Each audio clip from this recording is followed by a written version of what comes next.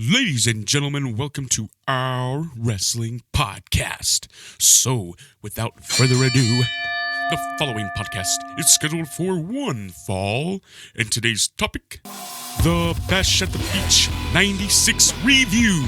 Can you send a message from there?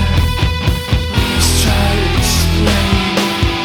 What is the point of this? Can you explain from the other side? Can you show me? Can you help us? Can you show me? Help us figure out what... Boom. Going. Welcome to the O.W.P. This is our wrestling podcast. This is Dave along with Jess. Good evening, David. Cuz. Mask free. And Craig. Joe Gomez. Bringing you our perspective on the world of professional wrestling. No inside sources, no ties to the industry, just stories from the diehards, sharing opinions with you. And now on to our topic today, Bash at the Beach 96 Hostile Takeover. Hit us up on Instagram at O.W.P 2019. Click on Linktree. You can find us on several platforms, including Apple, Spotify, SoundCloud, YouTube, iHeartRadio, and Stitcher. What's up, guys? Dave, I want everyone to be civilized here. We're going to follow the good luck. We're going to follow the same rules that we always do in a Good pay-per-view luck. review. I'm going to give just a brief little history of what was the atmosphere of wrestling around this time, and then we're going to talk about each match, and each one of us, we're going to go around the table and give it a thumbs up, a thumbs in the middle, or a thumbs down. Does everybody agree to the terms and conditions? Yeah, but only if you tell us where it's at, the attendance, and all that horseshit. Well, it was on July 7th, 1996. The attendance was 8,300 people at the Ocean Center in Florida. On a side note here, I will say that the ending angle of this pay-per-view is one of, if not the biggest moment in wrestling history. Still is. I still think that that's why we're talking about this. Not just because it's July. This used to be the month of Bash at the Beach. But I think this is probably the most famous Bash at the Beach. But I wanted to review it with you guys because everybody always talks about the ending angle. How can you not? But what was the card like? Was it worth a shit? I don't know. We're going to figure it out in a second. A little note, too, prior to this, WCW had been building its cruiserweight division since earlier in the year, especially around two stars known as Rey Mysterio Jr. and Dean Malenko. They were kind of the main focus of the division. Never, ever in our years in WCW has anybody sprung out of the figure floor. We got a new champion. There's a new champion.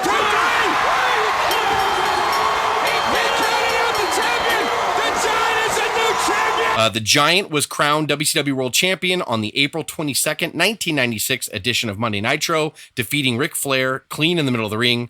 Hulk Hogan had been off TV since the spring, early spring, like March-ish, 96 from WCW, so he hadn't been on TV at all. Almost 3 months. Yes, pretty close. Scott Hall made his Nitro debut on May the 27th, 1996 by walking through the crowd and giving the illusion that he wasn't supposed to be there. Kevin Nash made his Nitro debut on June the 10th, 1996. WCW came off a great pay-per-view the month before, the Great American Bash 96, which saw Nash powerbomb Eric Bischoff through a table, which we see all the time. Well, I don't know if we see it all the time now, but that became like commonplace. People just flying through fucking tables, women, midgets, kids, all flying through tables during the Attitude Era. But back here, to see Eric Bischoff, who was not Eazy-E as we know him, today, he was just a television commentator at this point. So to see him get attacked and powerbombed on pay-per-view through a table was actually a fantastic spot. It's really good. Raw Nitro at this point were trading ratings wins back and forth.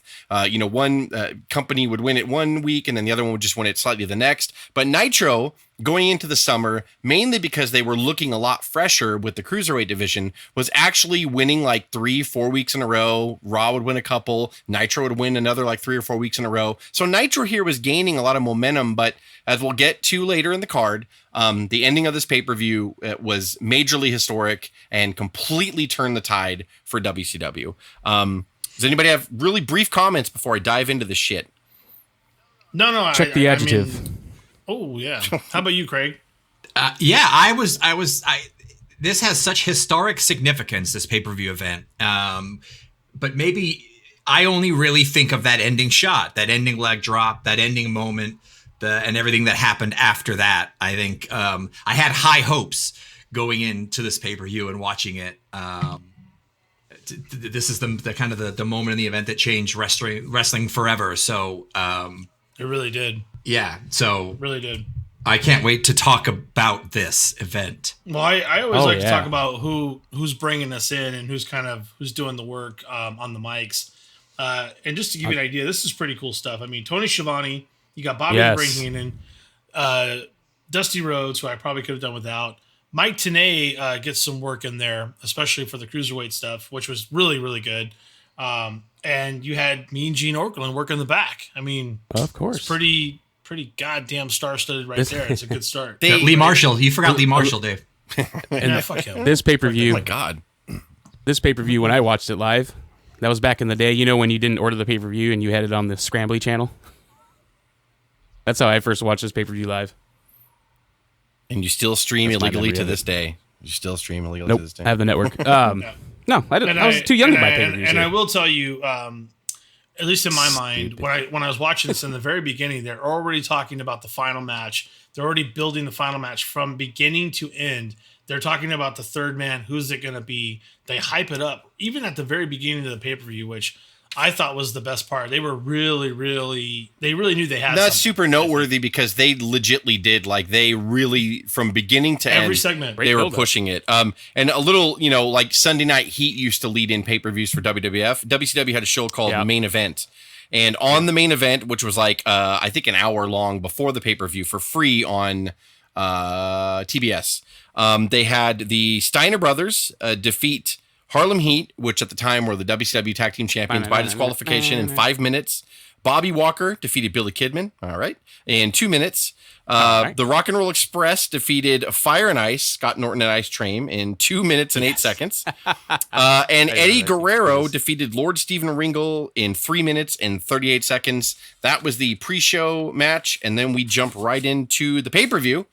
Which I'm just going to start off here. We opened up the show with them heavily hyping the angle, who's the third man, really heavily, after a nice little package when they opened it with kind of like sort of low-key porn music, I think.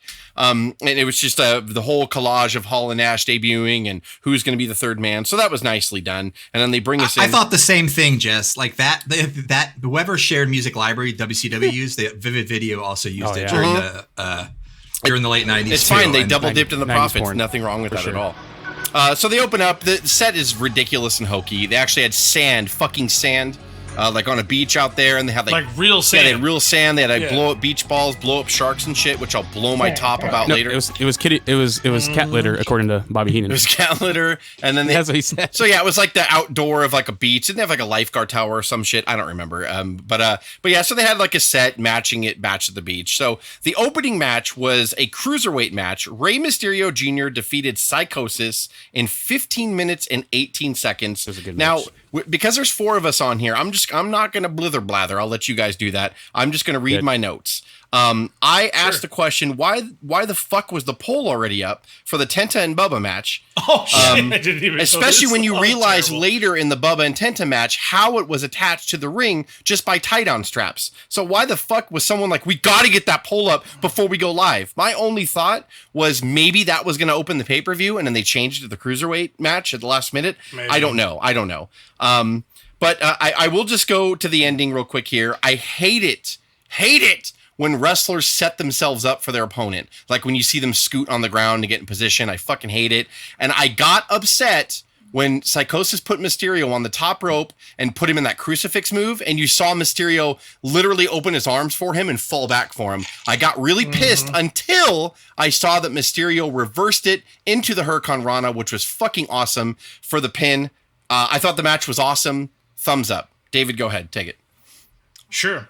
Yeah, I also had some notes. I was talking about Mike Tenay and how his backstory of these guys and explaining what they do versus the names we call it and the names they call it.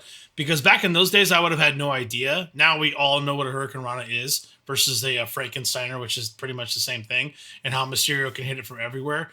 If you're watching those guys for the first time, not only was it entertaining on its own, but Mike Tenay really brought it to life, and I really enjoyed that.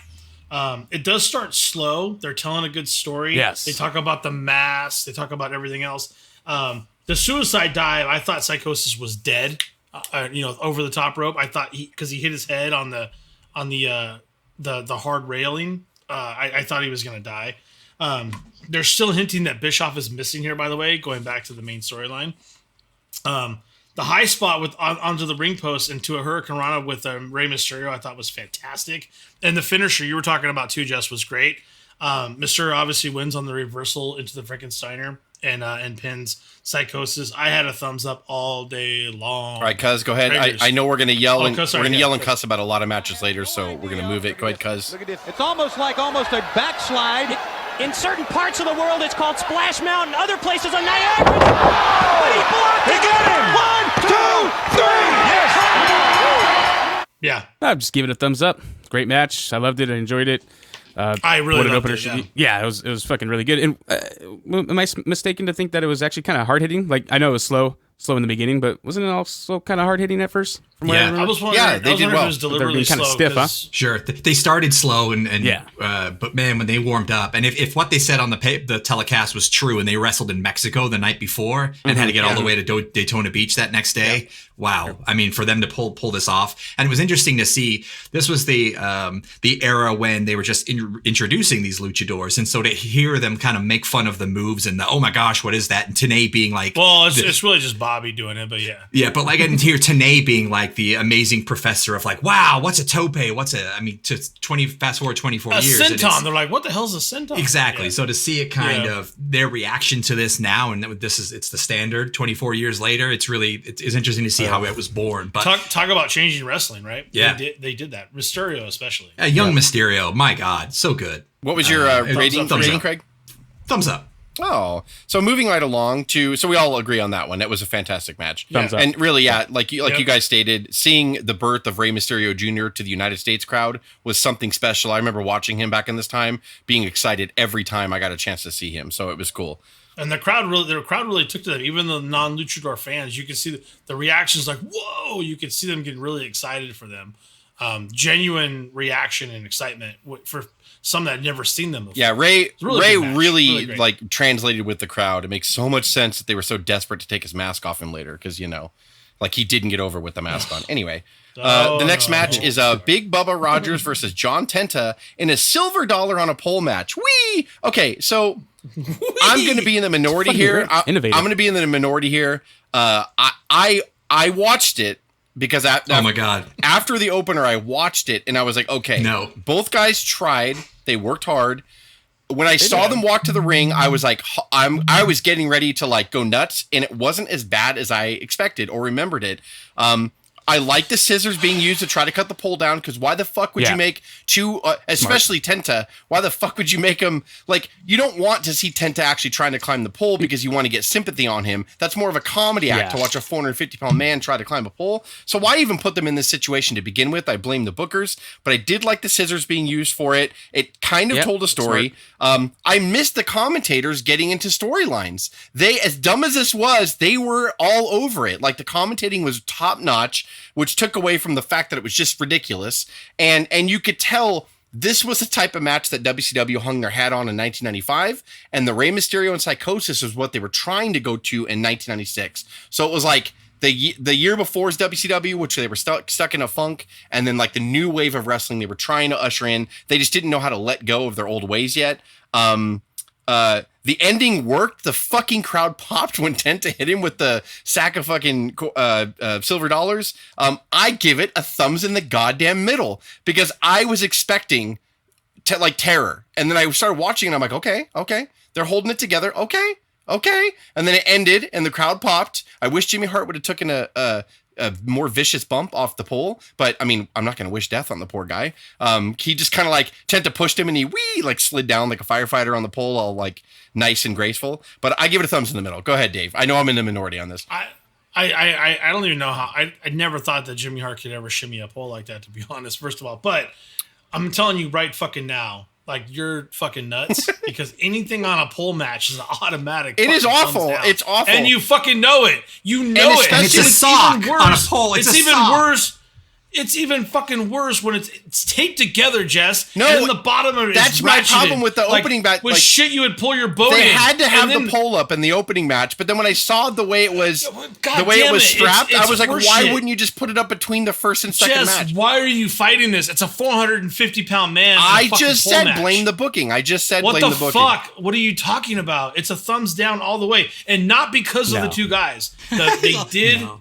You're literally saying the same thing I said. You're literally saying the same thing. It's not their fucking fault. It is not their fault. You just said the same thing I said. But the fucking booking, the booking is horseshit. Yeah. And it's a fucking thumbs down because it's a poll on anything match. Put it on a poll, thumbs down, go fuck yourself, WCW. Cuz, go ahead. Fucking move forward. Yeah, no, rightfully so. I felt the same way because I never watched the actual match all the way through live until I watched the match all the way through until having to review it for this podcast. I felt the same way. As soon as you're walking down and you know it's a something on a pole match, every time I fucking groan. I hate these types of matches. But just because John Tenta actually tricked me for a second and I thought it was Jake the Snake growing 5 inches taller and gaining 200 pounds. You got excited? Yeah, I was like, oh, this is good. I forgot to note that half his head was shaved because that was a storyline. Yeah, it was. Yeah, Big Bubba cut half his head, or something. I remember watching it thinking, like, I'm not cringing at it because of the work that they're putting in. So, Jess, I'm actually going to join you in thumbs in the middle. Yeah, I don't know. I'm surprised. Even though the concept is stupid. Yeah, yes. But it was clever to use scissors to cut down the pole. You can't discount the work, but the match overall, you can't give it that. Craig, go ahead, Craig. Give it a thumbs up and let's move on. Match of the night for me. These two guys. 2 middles, 1 down, 1 up. Come on. No. My thoughts on this is, first of all, once you imagine that John Tenta is Kevin from The Office, you never look at him the same way. Oh my God. That's true. And then Let's go, Big Baba. Biker Boss Man looks terrible. Like that leather pants and the cut off shirt. Like it was sad. It was like these guys kind of forgot the ring gear and had to run out to Target. They were getting their shit at Kmart like the night before. Yes, that's exactly. I wrote that in my notes. It was like I don't know because it doesn't have its earthquake gear, so it's like they're the original. Gotta get my gear, my blue and black. So it was John Tenta's generic earthquake gear. Tenta deserves better, and so does Boss Man. You all know it. You all know it. I mean, Jimmy Hart. Kudos to him for kind of shimmying. He's up there high to where the pole's kind of bending a little bit. I was like, he's gonna die. That thing was literally taped together. You saw that? No, it was tie downs. It was That's all it was tie downs. No, it was tied down to the rope, like a pole on a pole. Oh yeah, it was fucking ridiculous. It was totally. That's why I'm so like, why did they have to have it up for the opening match? Why couldn't they have just like super glued it after the first? Like, because that's all they did. Like, was just like use twine and tie it. They were probably proud of it. Like at 2 hours before showtime, they're like, "Look, there she is." I used we have got to get this up because there's no way it's coming down until the match is over. I'll tell you right now, this thing is intricate. So is that a thumbs up for you, Craig? It is. No, it is a thumbs down. Yes. Fair enough. And also Carson, I don't know why it's called the Carson City. It's 3,000 miles from Daytona. It has nothing to do with the region, and it's on a pole. The coins. One thing too, before Jess moves on to the next one. Right before this match, there was a promo with Gene and Conan, which I hate Conan, so I said boo. Oh but God, honestly, Conan did not cut the worst promo ever. He was good. Yeah. It was very real. I didn't mind it. And then they cut another promo with the Bischoff story talking about the third guy again. And then you got Gene before the third match working with Luger, Sting, and Macho Man. And goddamn it, Luger, like Macho's like, I don't care who the third man is. And Macho cuts a great promo. And then Luger just fucks it up as usual. Yeah, my only note is Luger sucks at speaking. That was my only note. Yeah, and then I wrote Macho, I don't care, and then Luger, terrible. Sting saves the promo at the end because Sting was fucking fire. You felt his anger, and he was like so ready to go. You could tell Sting just believed in the product of what was WCW. So that was just, I just want to make sure we're getting those little storylines in between. Sorry, guys. So the next match is Diamond Dallas Page, who won at the April pay-per-view. Slamboree won the Battle Bowl that year, so he has a Battle Bowl ring. Puts his Battle Bowl ring on the line against Hacksaw Jim Duggan in a fucking tape fist match. I'm just going to go through my notes and I'm going to turn it over to you. I put big pop for Duggan because, I mean, he always gets a big pop. Yeah, he actually got a fucking really big pop when he walked out. Like USA champs everywhere. A tape fist match is so stupid. My next note is, unlike the previous match, I hated the use of the scissors, especially because it was 2 matches in a row. What was the point of the match stipulation if it didn't factor into the finish? Also, why in the fuck would Duggan wait until he was defeated to retape his fist and knock DDP out? Bobby Heenan had the quote that said, "Shouldn't he have done that 5 minutes ago?" And he was right. Thumbs fucking down. This match was awful. Dallas is the man who accuses Hacksaw of stealing that ring. Really went into his drawers there and got something out. I think he got the tape out. He's going to tape his legs together around the ring post. Really taping his feet as John Tenta, as we've seen him be taped. Now we're seeing Hacksaw Jim Duggan's legs being taped. He can't get it to work right. Why shouldn't his legs be taped together? His eyes are together. Oh, man. He says these things when he knows he's in a safe distance. Dream. I'm a little bit different on that. DDP does a headbutt with Hacksaw. It's a bad idea because Hacksaw, has the head of 4 times harder than anybody else because Hacksaw's a little retarded by character, right? I thought Dallas did a great job carrying the load, getting work through the entire match, and Duggan's doing that face work and just pummeling him. And, but DDP gets his little digs in and Hill wins and gets that diamond cutter, which is pretty mediocre. But because of the crowd reactions and DDP doing, in my opinion, what was great heel work and skinning the cat, I gave it a thumbs middle. Fuck, you're out of control. Cuz, go ahead. Dave, I totally Dave, it's bypassed a taped the fist tape. match. I bypassed It's the thumbs taped down. Dave, it's a taped fist match. Come on. Thumbs down. You can't blame the workers for that. Craig, it's the booker's fault. Craig, go ahead. I give it a thumbs down. Fucking shit. I just want to spend 10 minutes on this match. No, you don't. No, you don't. Thumbs down. It never happened. It doesn't There you go. exist. Let's move on. All right, so the next match, or was there? Well, before was you there do that, interviews? Gene's doing interviews with the Yes. giant Kevin Sullivan. Oh, God. Damn it. It's such fucking horseshit. Yeah, giant dude. Oh my god. And at the end, Gene We're gonna tells have Hart, horse he's like, I just have one question for you, Hart. Do you brush your teeth? And Hart's like, why on him? Yeah. that was the best part of that interview. He tells him to brush his teeth. And then Arn and Benoit get interviewed right after with what's his horse's ass name again, God. Jess? Mongo? He's horrible. God damn. No, the Don, fucking was it Don? Fuck. the Larry Lee something, Marshall? right? Lee Marshall. fucking- Oh, Lee Marshall. Oh, is the terrible. interviewer. Okay, sorry. Yeah. Rest in peace, guys. Rest in peace. Fuck Yeah, him. fuck him. Arn, God. Arn is fucking fantastic as usual. And then you can Benoit's tell like, Benoit's absolutely uncomfortable, just Silent. yelling into the mic. You know Violent. something? I'm like, So God damn loud it. then. Yeah, Giant. Benoit just needs to All stop. right, so the next But, match is the Nasty Boys versus the Public Enemy in a double dog collar match. I'm so glad they chose not to have the WCW Tag Team Champions on the pay-per-view. but they did this. Yeah. So my notes are, why are there so many fucking gimmick matches on this fucking card? Knobs absolutely killed Johnny Grunge with the goddamn trash can up against the stairs at the beginning of the match, and he did not give a shit. The inflatable shark spot made me want to harm children. God damn Made me it. want to harm children. I couldn't stand it.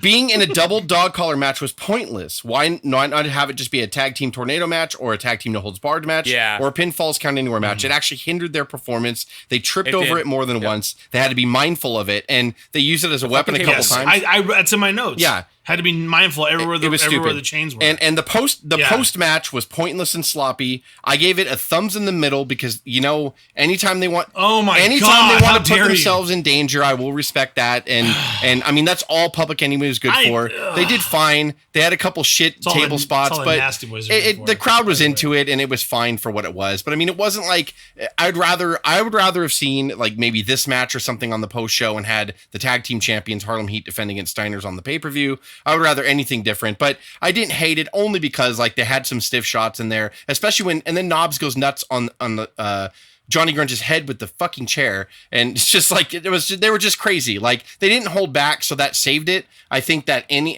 other circumstance this match would have been god awful, but the fact that these four could almost kill each other covered up for their lack of like smooth in-ring talent. Go ahead, Dave. I only have one good thing to say about this match, and it was the idea to get a dual cam for the match when guys split off like that, to have them both on camera so you can see what's happening. And I don't know why that hasn't continued. Like if four people are splitting off and they're fighting the entire time, why the fuck wouldn't you put a dual cam up? I Why wouldn't you do totally that? disagree. Yeah. It ruined I that loved split it. screen That's ruined the it only- for me. Well, Because it's well, so that's, small. But that's the problem. It's like that's what the If production it's meetings too are for. small, just like the Spring Stampede '94. Oh no, I'm not saying that the size was okay. I'm just saying the idea of the dual liked it. cam. If they split the screen entirely and just said dual cam really small in the corner, Dual it cam. would have been perfect. But the idea of the dual cam makes up. You're right; it's way too small. They left it up for Way 3/4 too of the match. Yeah, way too small. But I agree with that. But I have the same notes. Like Stupid. put it on the fucking collars. Why the fuck couldn't you put the collars on before they went out and just attach the chain to it? It took them like fucking 10 minutes to get that done. It was like the match took forever before it even started, and then it was way too long. It was like I said, just an effort not to get tangled in the ring ropes, as Jess was saying. The fucking table just will not break at the end. They fucking try to slam it twice. I think that's why it got prolonged, because the table never broke, and that was like their big money make finish. So they fucking put another stupid fucking ending on that. And the fucking inflatable shark attack. What the fuck are you doing?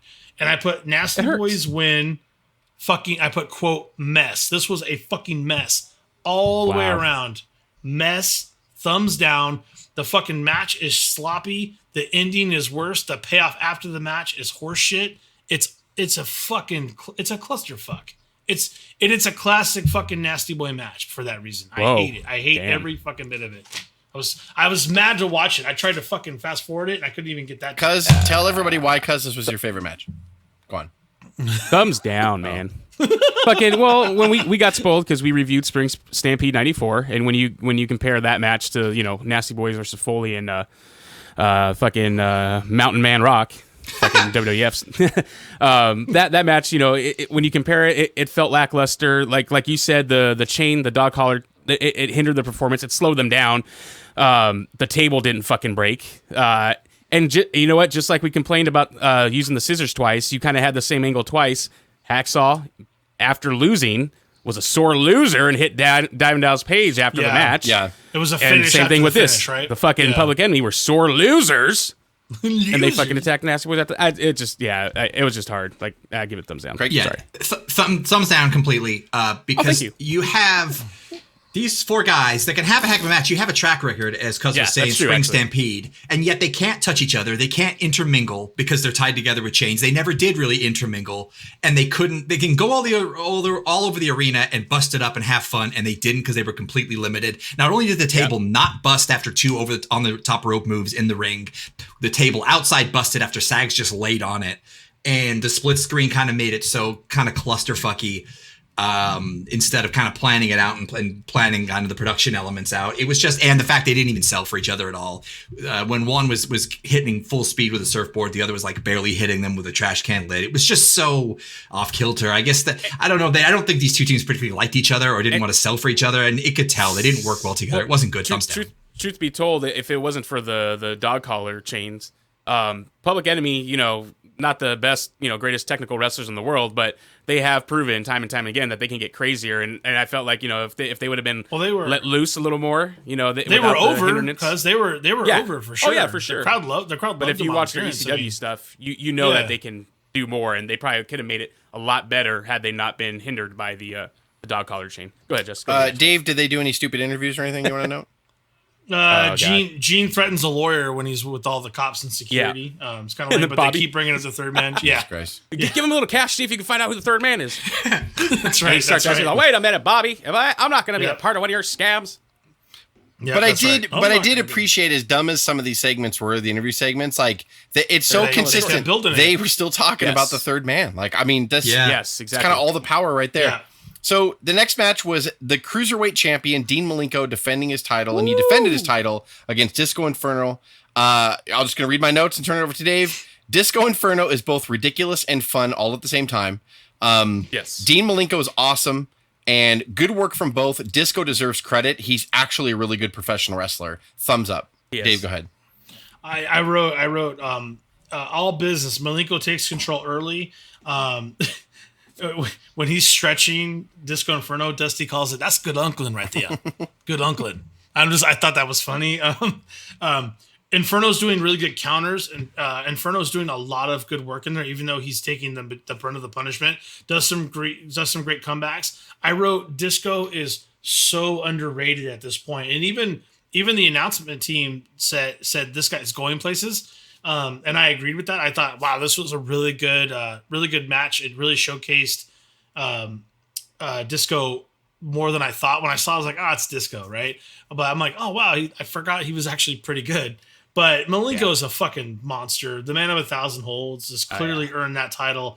The Texas Cloverleaf ends it. Malenko wins. It's a total thumbs up for me. I love the entire match. I really enjoyed it. Malenko was lower and really got him now. Double underarm hook up, got him in a suplex powerbomb, got him there. Hook him up. Gonna try the Texas Cloverleaf again. This time he got him. Can he get him over? If he does, this one will be over. And he sits right down on him. He sits down on him and gives up. It's over. And I know I had my chance. But to piggyback on what Dave said, I think Disco is so fucking annoying on his podcast he does with Conan. But I do have to give credit. He is a really good professional wrestler. One of the things that I noticed, and I really enjoy movement. That's why I like Eddie Guerrero so much, because Eddie Guerrero moved like nobody else did. There's towards the end, they're doing some chain wrestling back and forth, like some counter spots, and then Dean Malenko lands a knee to the midsection, and Disco sells it and buckles over. But instead of just standing there, kneeled over and letting Malenko come to him, he took the shot to the gut, spun around while he was holding his gut, and then faced Malenko again, and kind of while he did it, walked into Malenko so Malenko could get fed and hit his next move. That's a professional wrestler. That is somebody who is trained well. Right. That's a really good That is point. somebody who is That's trained the kind well. of stuff that you don't just stand there and wait for the guy to come to you. He made it really easy on Malenko, as he should, because that spot, what they were doing right there, needed Malenko to go boom, boom, boom, and hit some moves back and forth, really quick to kind of keep the chain wrestling going. So that was my note. Sorry, I didn't mean to interrupt you. No, you're good. Thumbs up for you as well, obviously. Yeah, I loved it. Okay. Thumbs up for 2. I didn't appreciate this match as much as I could have, and the stuff that I saw in it, I liked it. It was long, right? Disco and what was that? It was a little long, right? To be honest. Yeah. But I did like the story involved. It was like, can Disco put aside his dancing and actually win a championship? And it showed a side of him that you hadn't seen before. And Malenko, I forgot how intense that dude is when he charges to the ring and like slaps fans' hands away and then just wants to get right at it when he gets in the ring. So I admire the storytelling, but I felt like the shit sandwich I had to eat with the 3 matches before this. It took me a while to get back in it, and I didn't fully appreciate this after having some caviar with Psychosis and Ray. So I'm sorry that this match got put here, but I was not in a good mood already, and I didn't appreciate it for what it was. So I'll give it a thumbs in the middle. I think as soon as I see Malenko, I'm like thumbs up before you tell me different, because it's Malenko. If that makes sense, Craig. And I think that maybe that's why it was. As soon as I saw it, I was instantly out of the shit sandwich. Yeah, if that makes sense. I was like, oh yes, finally. What did you think, Cuz? Oh, I definitely give it a thumbs up. And yeah, Dave, earlier in the text you mentioned about how underrated Disco Inferno is, and it's like, yeah, watching that you do going back to watch this, I forget actually how good he was, and I liked it that he's so silly and you don't take him serious, but then this match he actually showed.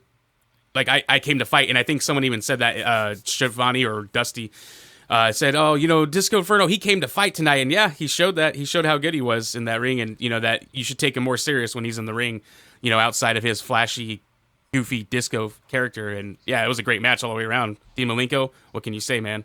Fucking one of the greatest technical wrestlers ever. It's fucking Dean Malenko. Like, yeah. You better any interview segments, Dave, after this one? I didn't list this. No. What I saw, we went right into Joe Gomez versus fucking Mongo. So I'm sorry we have to cover this. The next match was Joe Gomez against Steve Mongo McMichaels. I'm just going to read my notes. Absolute trash. I'm still amazed that they trusted Mongo with the Tombstone Piledriver for his finisher. And an absolute thumbs down. Dave, go ahead. The best part of this match was Deborah. Yeah, I forgot how I'm just saying she was really young looking. It's true. Yeah. Mongo is so damn green. Still, I think he was green till he stopped wrestling. I wrote clusterfuck, pile driver, no idea why. Mongo wins, thumbs down. That's all I wrote. The less you write, the more pissed off you are about it. Go ahead, Kaz.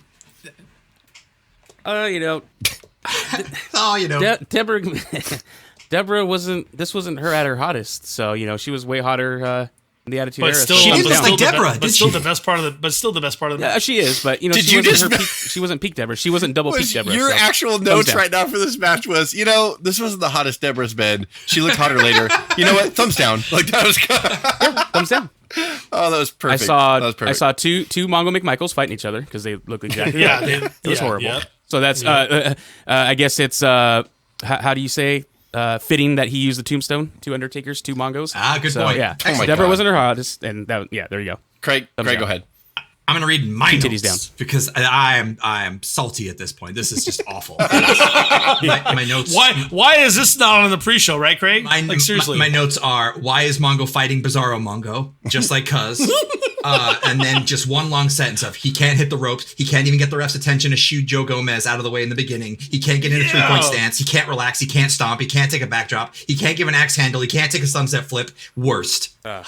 Fuck this. You so took a lot hard. of notes Thumbs for that. down. Those were angry notes too. Everything he did, and he's so proud of himself. Every time I hear his name, I always hear Mongo like candy. I mean, just and Blazing besides Saddles. the obvious reason is why would Joe Gomez be trusted, who is just as green as Mongo was? Why would he be trusted with Mongo's health in his hands, and vice versa? And like, why, they're both super why are dangerous. they not on the pre-show?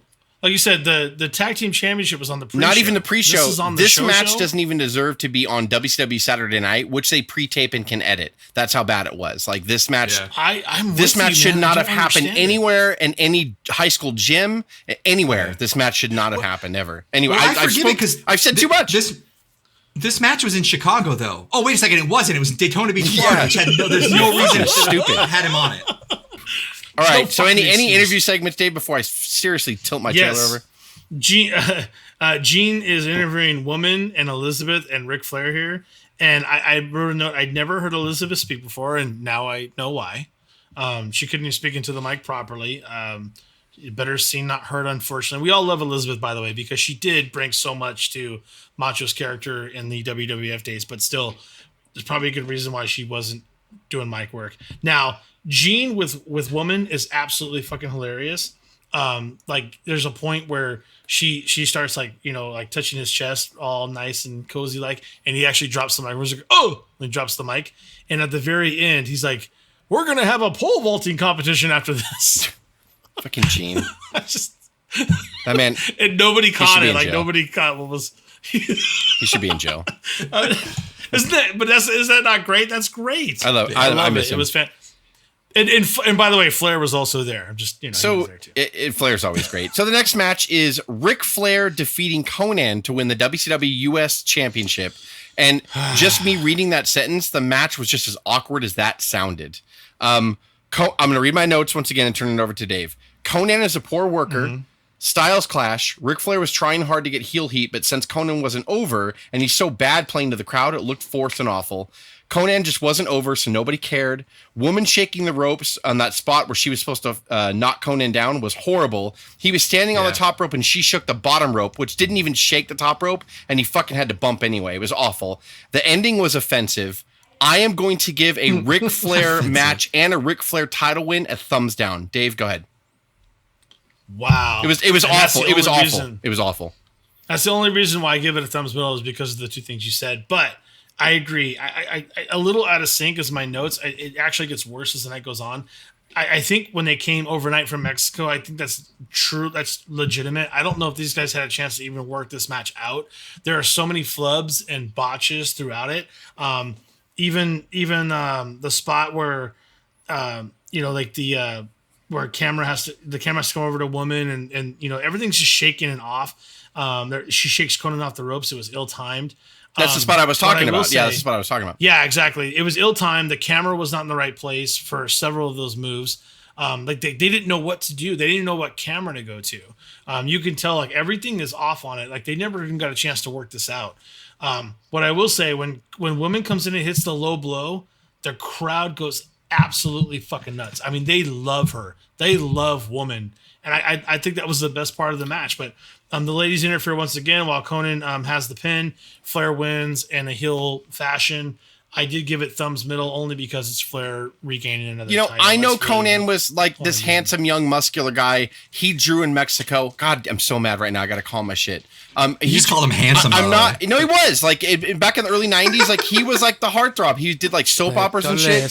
He did soap operas in Mexico. Like, but he was a king. I understand that sometimes that works. Hulk Hogan comes to mind, but at the same time, like Conan was a bad worker. And nobody, he's fucking terrible all the time. Conan never did anything I liked. He looked awful and soft at everything. His looks and his physique carried him. He got big in Mexico because all the women came to see him, and he legitimately made a lot of money in Mexico. But he's awful. He's an awful professional wrestler. I've said it. He is an awful professional wrestler. He couldn't even read the room here and realize that, okay, I gotta really be a face and make. Flair was trying his ass off so much to where Flair was making people laugh, which made people cheer for him, which I know it's hard to get cheered against Flair. I get it, especially at this stage, right? Like, but at the same time, like, he's such an awful pro wrestler that he couldn't even have a good match with arguably the greatest wrestler of all time. What the fuck are you even doing? Like, what do you, and the WWE still put all kinds of stock in him and fucking kept him employed for like 4 more years. Fuck Conan. Go ahead. I'm sorry, Dave. Fuck. No, I'm good. Thumbs down. Rolling. He's awful. He's awful. Either. Yeah, it was 16 minutes of Matt diarrhea. Thumbs down. Yes. Got him right in the temple. Absolutely, right above the ear. Yes, and that will knock you out. I mean cold. A 4-inch spike heel. What's he do? Flair's going to make a cover. He's got the ropes. 1, Insult 2. to injury. Yes. We've got an Conan made me give a Ric Flair match a thumbs down. Fuck you to hell, Conan. You fucking suck. He sucks. He looked cool as Max Moon. Oh, I knew it was coming. Hold on. I give it thumbs in the middle just because the sight of Woman and Elizabeth made up for lackluster Deborah. Understandable. The Manga match. Understandable. Wow. And Flair. I give it the match understandable. sucked. Match thumbs down. Craig, go ahead. No, I did. I said it was 16 minutes of Matt diarrhea. Yeah, Oh did. shit! He I'm so really- upset. really did. I have blind rage right now. I don't even know who's gone. So Wait, Dave, So, huh? What? did you say thumbs down or thumbs middle? Because I thought you said I put thumbs it. middle. I put it middle. because you love Flair, and I'm fine. I respect that. I respect No, that. I if did. something I did. worked for you, that's fine. I'm with. I got a game. No, Let it's me because let me Conan is a gain my Latin composure and Hercules. tell me if there was an interview, Dave, after this. I can't breathe right now. Gene is right at the door of the Outsiders. He's listening in, and as he walks away, he's like, the third man. He's a little muffled, but he does sound familiar. And, Like Gene Okerlund and the Sleuth. So the next match was a tag team match. It was Arn Anderson and Chris Benoit of the Four Horsemen against the WCW World Heavyweight Champion, The Giant, and Kevin Sullivan. Just gonna read my notes. Kevin Sullivan is so sloppy. I hate him. He's horrible. I did use the word hate. This match mainly was to advance the storyline between Sullivan and Benoit. This match could have easily been the Giant defending the title against Benoit for the title, with Anderson in Benoit's corner and Sullivan in the Giant's corner, but WCW can't book their way out of a fucking paper bag. This match was a thumbs down. I hated it. Go on. oh, okay. Lots of pre-roll action at the start. Taskmaster is taking the majority. I hated of the it. Let me abuse for rephrase. himself. I hated it because it was a waste of 50% of it was good talent at the time. And I mean Arn Anderson and Chris Benoit. Yeah, and that's the thing, and that's why the ring is cut off. The Giant's taking his shots where he can. Sullivan is terrible, is in my notes. Finally, the Giant is in. He clears the ring. Giant versus Arn, while Sullivan and Benoit are all over the stadium. Momentarily, the Giant does chokeslam Arn Anderson. I put, because of the ring work with Anderson and Benoit, I gave it a thumbs middle. But God damn it, Giant and Sullivan, what the fuck are you doing? And then at the end, why do you have to carry Sullivan out? Why do you got to carry that fat ass over the top rope and carry him over? Fuck him. Kevin Sullivan, great booker. Everyone said nothing but good things about him. Nice guy. We remember we kind of met him, Dave, a little bit indirectly at the PCW event. He was super nice. Yeah. He was super approachable. He was going up to fans. Super He little. was super tiny. He was going up to fans, complimenting their shirts and stuff. He was really a nice guy. I hate his in-ring work. He's one of the worst wrestlers I've ever seen.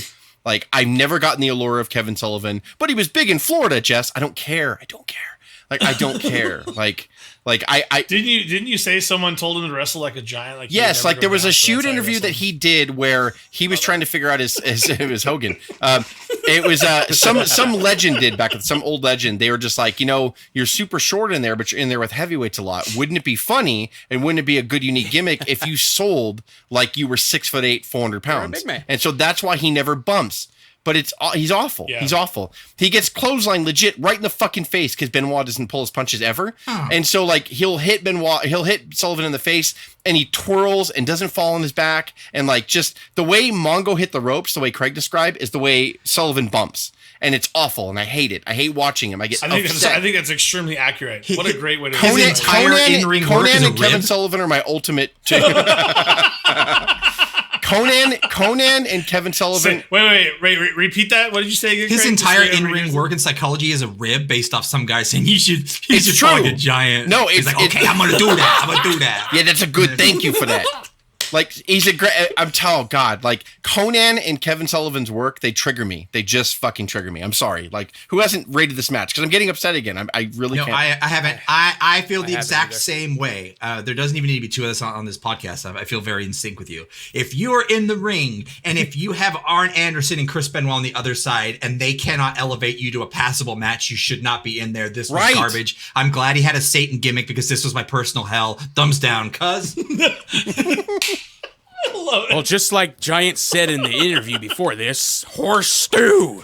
That's what this was. And then Mongo came down. I mean, come on. It was a horse down. It was a thumbs down. Yeah. Fuck, I'm so mad. and horses down. Why not? It One made, quick note, it made me Mongo vomit. came Dave, down was there and an the interview came back segment? out, and I was like, come on. The very end. there was Did everybody in just? my Was there an opinion- interview or did everybody take naps? What happened? I don't know what happened. Well, actually, No, before that, there was a Dave, nice. Yeah, go ahead. the very end where Benoit keeps kicking Sullivan and Woman comes out kind of as a nod to I guess the back or the smart marks with it was Chris Yeah. Benoit's. It Yes. is a very considering the history and what happened. It was a very uncomfortable segment to me, knowing that the guy she's begging for him to leave her alone, and this ends up being the person that killed me. It was very awkward. And my it was a God. moment that sobering. Well, was weird. okay, I'm glad you opened that door because I was thinking right here, I wish Benoit turned into the murderer right there and just killed Sullivan. Sweet Jesus! Holy shit! Wow. We're all going. Okay. We're all going. Okay. Yeah, Okay. I'm already there. So Dave. so Jess, to your point, there was before the last match. But they it's did always that way, right? A nice little replay composite of the hostile takeover footage for like that last 6-7 weeks, and I bad really attitude. I thought it was pretty cool. It was really cool, and it kind of got you geared up for the final match. Yeah, it was really archaic, like very computer-esque, like weird fade outs, and it's all The it's 90s all, music, again. it's all glitched up. Yeah. Nice mic. Yeah, So, but it was still. But it was Now still we cool. are going to And, get on to our main event, and I'm just going to critique. We're going to split it into two. the hostile takeover. We're going to match. split it into two. I want you guys to thumbs up, thumbs in the middle, thumbs down the match, and then we'll do the angle afterwards separate. I So- didn't do that. So do not. And the first thing, I'm not even going does to this talk get about the special? ending right now. The Outsiders. Okay. The Outsiders, Kevin Nash and Scott Hall, took on, and they were supposed to have a mystery partner, the third man that they hyped all night, were taking on Sting, Lex Luger, and Randy Savage. The second they walked down to the ring, Luger stubbed his toe and knocked himself out. So they had to, they had to take him out. Now, let me just say, here's my notes. When Luger got pulled out, I thought the third man was going to be either Savage, and this I'm talking Jess in 1996. I legitly thought, okay, that makes sense. okay, Luger's I out, see so where the you're going third with that. man is going to be either Sting or Savage, and they're going to join Hall and Yeah. Nash and beat the shit out of one guy. So I that's what I thought.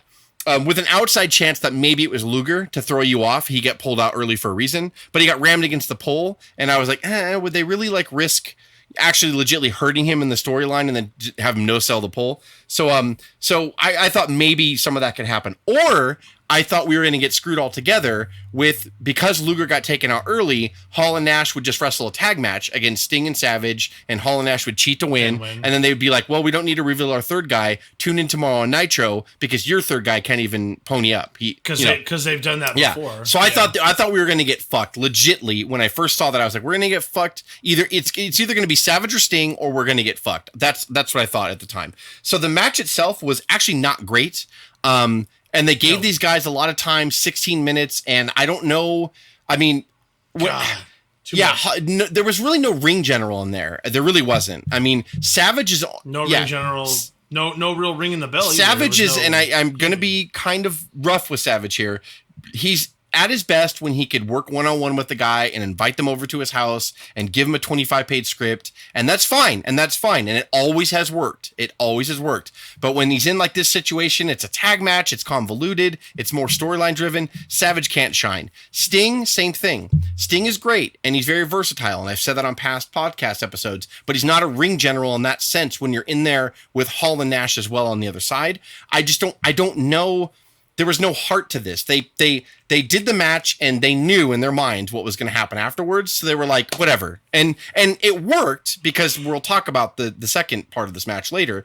But I mean, like, it worked in the sense that they didn't really have to put, but this kind of started the whole WCW having big main events with big names and big storylines, but the work was awful compared to WWF, who didn't have great characters, who didn't have good storylines, but their main event guys were like hitting home runs every night. This kind of started that trend with WCW to where they hit gold with the angle we're going to talk about, but like the match is never delivered. And it started here.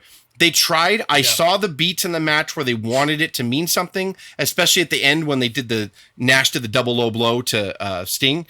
Sting or Savage, one of the two got low blowed, and then that opened up, the angle to happen.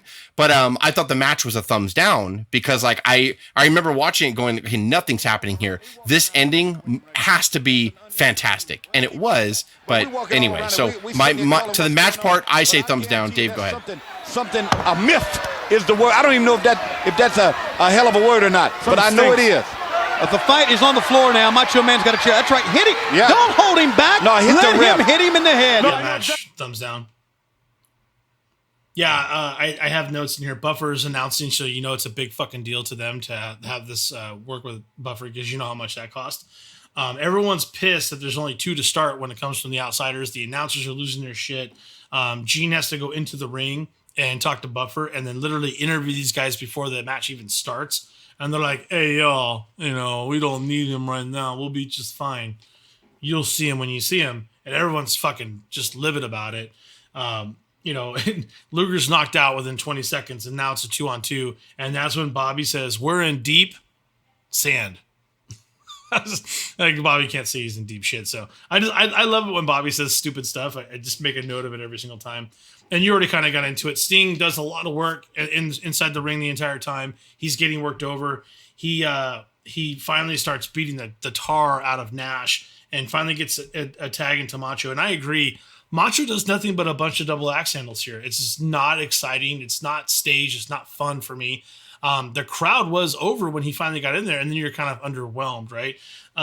At the end of it, when we all know how the ending goes, we'll leave it there. I do give it a thumbs down. I thought it was it could have been, for as big as it was supposed to be, it could have been far more organized. I didn't see any reason to knock Luger out. If that was going to be the case, you should have just done a 2-on-2 and had some cheating going on, have the third man come in and then churn.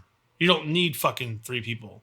You just fucking have a guy come in and churn, and you can talk about we've got someone else, but he'll come around when he comes around, and then he just totally comes in and shocks you. But it does make you watch for the third man. But I don't. If you're gonna have a third man the entire time, why do you knock out your third man within 2 minutes? That doesn't make any sense to me. So they still could have worked them over with 3 people and still had the story work fine, and that would have made the NWO even more profound. So all of that booking it's horseshit, and I give it a thumbs down. Go ahead, Cuz. I'm actually, I went into the world of kayfabe for this match, even watching it now, and everything. I looked and listened to a lot of stuff. Everything from Michael Buffer announcing it to the little video package, the buildup of Hall and Nash, because they're funny guys, right? Like even on screen when they're built to be this serious threat, these dangerous guys, they're silly. But then they still put that in your mind, like, oh, these guys are dangerous, though. Like they randomly fucking powerbomb Bischoff, and look what they're doing to these guys as they're invading Nitro and all that. And then just when it started off with 2 versus 3, they call it like, we'll take on 3, like we'll 2 on 3, and the commentating making them sound like a serious threat. I remember when Luger when they start the match, Luger punches Hall. Hall gets the upper hand and starts punching him back, and even Dusty, look at how good this outsider looks like. And then like just the importance of them feeling like, oh man, now we're in dire straits here. Luger's out. Now we're down 2-on-2. No, it's deep sand. Yeah, deep sand. Which actually that probably made the match a little bit better than what it could have been if Luger was involved in it too. But just the atmosphere and then knowing how the angle ends, and just that anticipation. Like, I couldn't have imagined what it would have been like in '96 being there, the atmosphere that you literally can cut with a knife, just anticipating what's going to happen. So I give it a thumbs in the middle for all those reasons. But yeah, when Macho Man had the hot tag, it did feel like a little letdown right there. I felt like he almost didn't know what to do. He was just dropping a bunch of fucking axe handles from the top, and it almost seemed like he had to stop and think after every one to think what he was going to do. He was like, I know what to come again. Well, I always thought he looked awkward in a WCW ring. Maybe it was the size of it. Yeah. He didn't have enough room to work in there. If that makes sense. Yeah. But before you go, every little thing, even like if you're if you had to put yourself in the kayfabe mode, and you're rooting for WCW, just Dusty Rhodes saying, if there's anyone that could take a beating, it's going to be Sting, and Sting was just getting hammered on, and it's just little things like that I pay attention to. I like the little good story, the little storyline, or the little story that they all tell, commentators, wrestlers, everything. But I give it thumbs in the middle. Before you go, Craig, actually, that's a good point, Dave. Like, they could have kept Luger in there because I'm talking about Dave's point. Nothing you ever say makes sense. Dave, to Dave's point earlier about Luger being knocked out early, they could have actually had a 3-on-2 because you would have enjoyed to see that. Here are two guys that have been talking shit for like 2.5 months, coming in through the crowd, going, WCW, where's the Nacho Man? Just mocking all of them. And then it would be cool for a while to see 3 people whip the shit out of 2 guys because that's what you wanted to see. And then you would almost be like, yeah, where's your third man, fucker? You guys don't have a third man. All talk. And then towards the end of the match, Luger takes the pull shot, gets taken out, then the third man comes down. That would have that's a great point. That would have been a lot more to me. That would have made perfect sense. But they did Luger in the beginning. Maybe they did it because they wanted you to think it was Luger, like I said earlier, possibly. But yeah, I kind of wish that, you would have saw Hall and Nash kind of get the shit beat out of him a little bit because, now it's not in your favor, right? You're not sneaking up on us through the crowd. You're not powerbombing an announcer now through the table. Now you got 3 of our best now. And then Luger takes a shot at the end.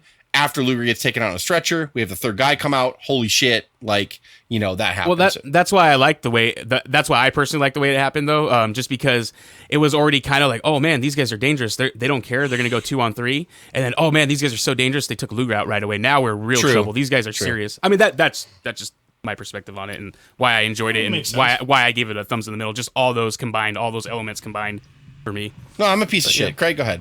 You are. All those are great points. I don't know how 1996 Craig watched and remembered this match, and I failed in my task to really evaluate this match also, because at this point I felt like I'd lived through John Tenta and Joe Gomez and Mongo and Kevin Sullivan, and I felt like the Clockwork Orange guy who's being forced to have his eyes open by this point. So, and all I could really think about during this match was the match before this. Chris Benoit and Kevin Sullivan had brought all the sand back from the set into the ring at the very end. And so I was like, all the sand. I hope they got all the sand out. There's a lot of sand with the sand. So I never, all these points of the psychology and the angle and appreciating it, I just was numb, I guess. So I'm so sorry. But it was, thumbs in the middle. I will take all these at heart and admit that I failed. It was fine. We love it! The Savage is loose! The Savage is loose! The heads go together! And he is kicking butt right and left. Oh my goodness! Referee didn't see it! Go get him, baby! Pounding away! Pounding away, Savage! He's got one on the floor. He's got the other laid out. Oh! Nash is down. He's got Nash down. Savage is... Oh, no! Hulkamania! Hulk Hogan is here! Hulk Hogan's here! Hulk Hogan is in the building! You're damn right he is! Go get him, Hulkster! Yeah, but whose side is he on? What are you talking about? Whose side is he on? What are you talking about? Yes, sir! Get him, Hogan! Go get him, baby! Come on and get some of this now! Who's bad now, boys? Hulk Hogan arrived. Hulk! What is he doing? My God! Is he the third man? He's the third man! What? So now we're going to go along to what happened afterwards. So the double nut shot lands. All the men are down in there, which is a cool little spot because that clears the stage for Hulk Hogan coming down the aisle in yellow and red. He hadn't been on TV for about 3.5 months. Comes down. The crowd pops pretty big for him. I remember specifically watching this in my living room, and when he got in there, he had no charisma. And I don't mean that in the bad way, like he didn't want to be there. You knew by the way he got in the ring, and when he tore his shirt and just kind of stood and stared at Hall and Nash, like he was kind of fending them off, but not really. Like I knew right then, like he's a third man. And then, of course, he backs in and drops a leg on Savage, and history's made. And one of the most craziest scenes with all the trash being thrown in the ring. Hulk cuts probably the best promo of his fucking career in there, and it was awesome. And like legitly, I know it's been talked about to death. Everybody knows this moment. Everyone remembers this pay-per-view for this moment. But like, I wanted to talk about this moment separately because it cannot be understated that it is probably one, if not the biggest moment in wrestling history, because it's special because it's him. And because like both companies were just, I'll say my coined phrase, fumble fucking around for the last 2 years. And WCW was hiring legends and the Hulkies of the world and the Macho Mans and trying to make you watch the old guys. And WWF was still stuck in the 1980s of the Trashmen and the fucking King Mabels and the Diesels. And they were just trying so hard to make you, like figure out what do you like? What is the crowd like? Both companies were desperately struggling for it. And when when Hall and Nash came in, it sent such a spark of like it was refreshing. And then the cruiserweight division in this company was refreshing like 2 or 3 months before. And then watching Hogan walk down, even if you hated him, which a lot of people did at this point, like when he walked in there and did it, it didn't really hit you until after he stood up and you saw a lot of those trash and he started talking. Like he still had Hulk Hogan's cadence in his voice and he said brother 9.2 billion times. But the way I'd never heard him say, tell the people to shut up. I'd never heard him say, that was phenomenal. I kissed all the babies. I kissed all the kids and you guys still like treated me with disrespect. You guys can stick it. Brother. Like it was the first time that a shoot interview legitly leaked on. I know they kind of did it like, in a little bit before, but not really. Like Brett didn't do his whole pushing Vince down and cussing after the steel cage match until 97. So this was all done before that. And to hear Hulk Hogan of all people, like get in there and be like, you guys can stick it. You guys suck. I make tons of money. I did it all for the money. You wouldn't be here if it wasn't for me. The awesome line of, while all these guys were bumming gas to get to high school, putting their cars to get to high school, I was selling out arenas across the world. He meant it. And that's where the best promos come from. And that's where the best characters are a derivative from. And I think Hall and Nash couldn't have had a third cool guy. If it was Sting, which he was the original choice, by the way. If it was Sting, they would have tried to make all three cool and coy and I don't know if that would have worked. Hulk had to be that ridiculous, paint my beard on, over the top heel for Hall and Nash to be even cooler. And as the months would and lead the pack as the months would play on, as the months would play on, it made sense and it worked. If it hadn't been for Hulk Hogan being the third guy, Hall and Nash would have been over and it would have been a fun angle, but it might have petered out by Starrcade that year because of Hulk Hogan. And I'm not saying that he booked it. I'm not giving him credit as far as creative. I'm just saying because of him, Hulk Hogan, using him in this role, it made the WWF have to rethink everything they've ever known and fight back. It made the Monday Night Wars what it was. NWO was way bigger before Austin and Vince struck a chord, before DX struck a chord. This started what we knew as the most entertaining wrestling period of all time during the Monday Night War. Whether you can go back and watch all this stuff and say it actually kind of sucked, which some of it did. And this pay-per-view is a perfect example. But it sparked people to finally go, this is different. This is really cool. And it all started right here with this. Of course, I give this a thumbs up. Dave, go ahead. Yeah. For so many reasons. I can tell you what my kid persona thought of this when it happened. I think I was even there with Jess and Craig in your house, Jess, when it went down. In your house. And I said, did it look like Hogan almost hesitated, like he wasn't ready to do it? That's how I felt when he was sitting up there and he was tearing his shirt, but you could tell it was just kind of mediocre and he kind of looked around.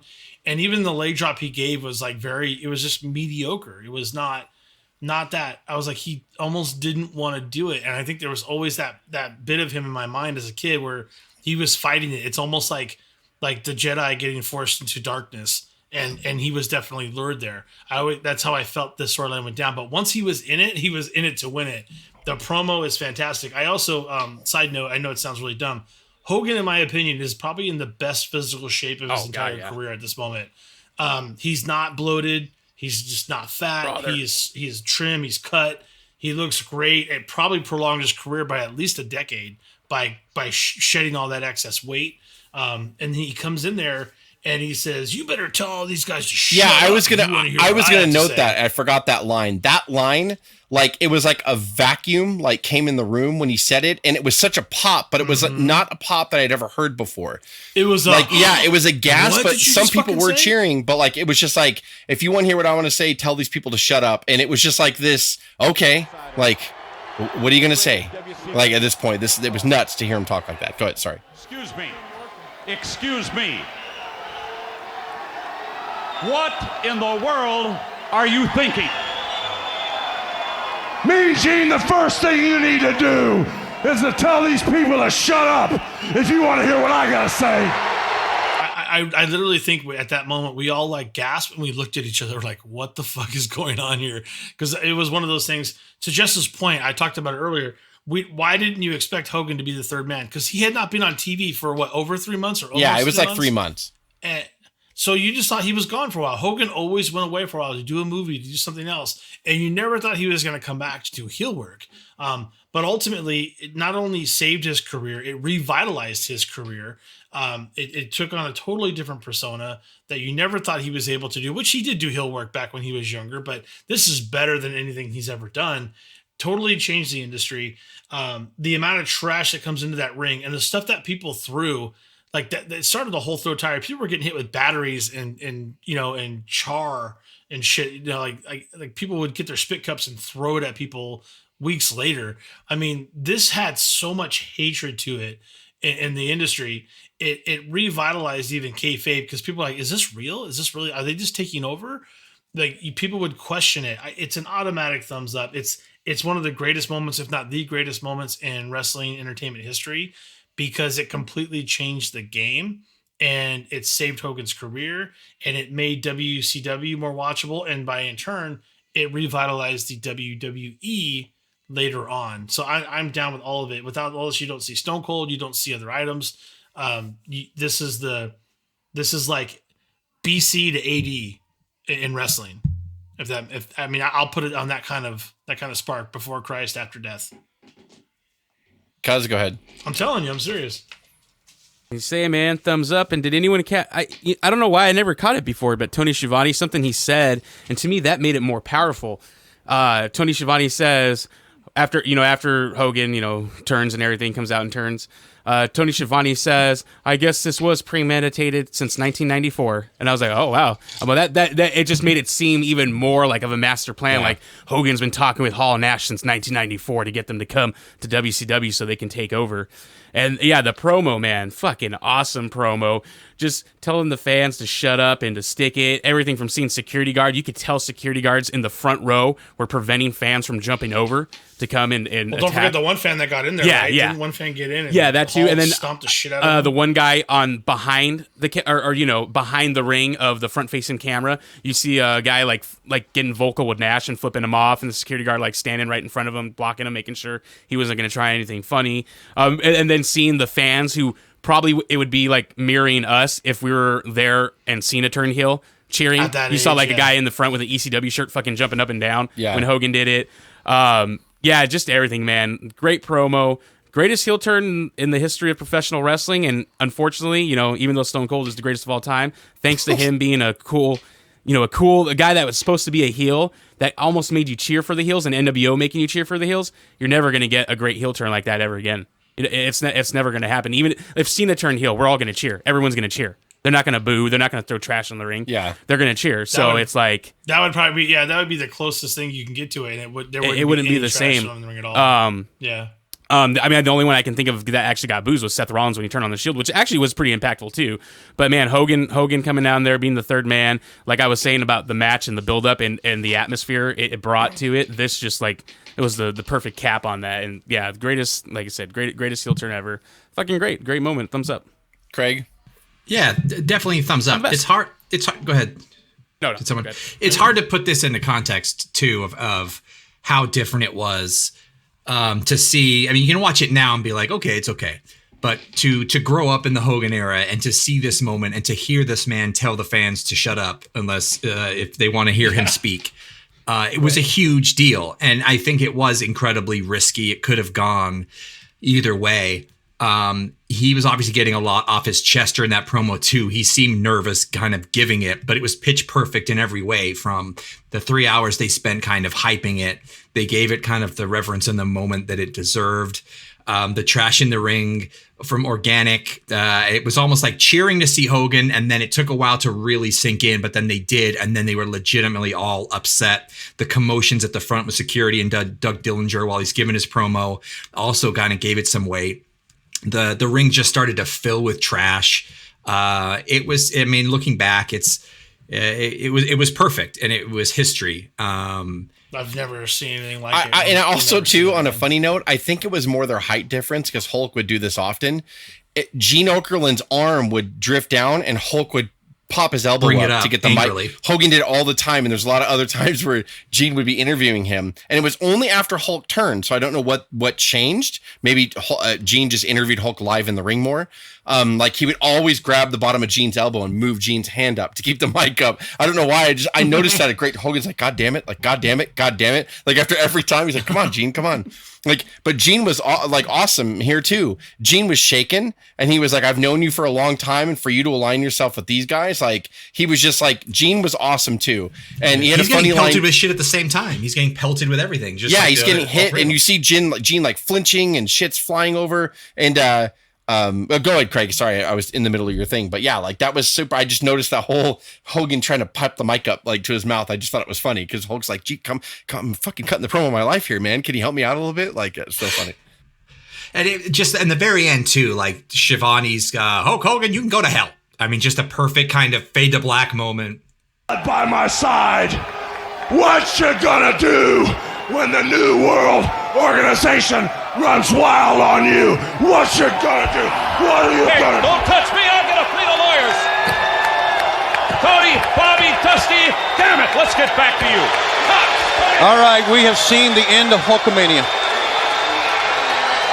For Bobby the Brain Heenan, for Dusty Rhodes, Gene Okerlund, I don't know. I'm Tony Schiavone. Hulk Hogan, you can go to hell. We're out of here. Yes. That's right. That line, and that line was really impactful because he was signing off, but he was deflated. He was like, and this and that, and Hulk Hogan, you can go to hell. So for Tony Schiavone and whatever, and that was great. Like, yeah, and then they were off to the races, as they say in the business. After that, so overall, I give the pay-per-view a nice. Including the main event angle, I want to say I'm going to give it a thumbs up because that's how strong the main event angle was. And I like the Mysterio match. I like the Dean Malenko match. Even those are my only 2 thumbs up. I'll give it a thumbs up overall because the main, if you take the angle at the end into account, it was, I mean, it changed everything that we knew. Yeah. So Dave, what do you give the whole pay-per-view overall? That the ending itself, everything could have been a clusterfuck, thumbs down the way around. And you have to give the whole thing a thumbs up for what it did for the history of wrestling. So, and there was good matches in there. There's good work in there. It's mostly bad storyline that gives it a thumbs down. These guys are just working their ass off for people that don't know what they're doing because that's WCW. I give it a thumbs up all the way around because, I mean, I would have liked to see those pre-show matches. They're not even on the network, by the way, that I found. Yeah. So just putting it out there, WWE, like, why don't you have that shit on for the pre-show? But maybe it's because of how WCW kept their library; they can't find it. Well, no, they have it. I would blame. They have it. It's a separate series, like WCW Saturday Night. It was called The Main Event, and that would be on Sunday nights. So they will eventually, I think, release. So the pre-show is the main event. It's a show called WCW Main Event, and they had it every Sunday night. It just for the nights that they would have pay-per-views, they would lead into the pay-per-view with it. But it was like a pre-tape show. It was like WCW Saturday Night, kind of. Oh, so it wasn't really a pre-show. Yeah, it was like a show that they normally branded, but the nights before, the nights of pay-per-views, they would lead you in live. So you would watch it live on TBS, and they'd be like, "Folks, we gotta go. Hit the order button, pay $50," and then they would go and. So to the argument, you could argue that they were getting good matches there to get you to buy the pay-per-view. That's the whole thing. Sunday Night Heat did the same thing after a while for WWF. I can't be too mad about that. It's like, watch this, but then go buy this to see more. I get that. You gotta have. And it was in the same arena. Yeah, it was in the same arena, so you saw the set. If you had Mongo on there, I wouldn't have fucking bought it. Just well, that's why when you said earlier why was that on the pre-show, I was like, Dave is drinking liquor. Yep, so, cuz, what do you think of the pay-per-view overall? Hogan's the greatest, yeah. Yeah, Jess. He is, greatest greatest piece of shit of all time. Okay. But because he fucking turned his back on WCW and joined the NWO. Hey, I was gonna say because he kept in the promo that I forgot to mention it and ask a question about it. He said New World Order of Professional Wrestling, but then every time after that, he kept saying New Wrestling Organization. Yes, New World Organization. Was that they were originally going to call it and then said, hey, wait a minute, New World Order? I don't know. I think it was New World Order, and I think he just said organization, like Superdome, brother, Silverdome, brother. Like, I think legitly it was that. I noticed that too. That's a good point.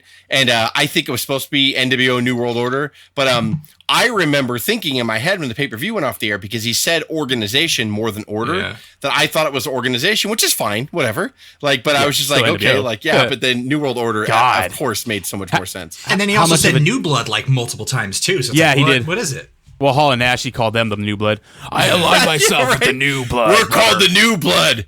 And the New World Order, and the new kids on the block, and like he just kind of the attack, brother, and the Hulk Attack Pack, and okay, get him off the air, get him off the air. Right. Mean Gene, hold the mic up, brother. Come on, brother. You're supposed to be a pro.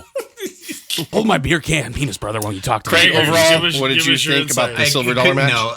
A standalone moment in history was great, but the event was garbage. I cannot give a thumbs down more. I just angry, just shit. Well, guys, another review. I think this is very topical because it is July. Like I said, it was the month of Bash at the Beach, and I think this was the most groundbreaking Bash at the Beach because of the main event angle we talked about. But a lot of people don't think about the card. And we all kind of split opinions on some of the stuff, which is great. I think a lot of people need to listen to this fucking podcast and listen to the card because a lot of people just, Bash at the Beach, WCW, great show. Was it really? I mean, the main event angle was fantastic and everybody knows what that did. But what do you like, Hacksaw Duggan and DDP a little bit? So I love Mongo. He's great. So that's it, Dave. Another one in the books. Another reviews in the fucking books. All right, there you go. Hit us up on Instagram at O.W.P 2019. Click on Linktree. You can find us on several platforms, including Apple, Spotify, SoundCloud, YouTube, iHeartRadio, and Stitcher. This is Dave, Jess, Craig, and Cuz with the O.W.P signing off. I hate Conan. Baby. Have a good one. It's shadows. It's mental confliction. This is my fight. This is my mind. Which is my life. That is my right. Let the fight for mental freedom. If not, you will be incarcerated. Let the fight for mental freedom. Your actions undermine what's enslaving you.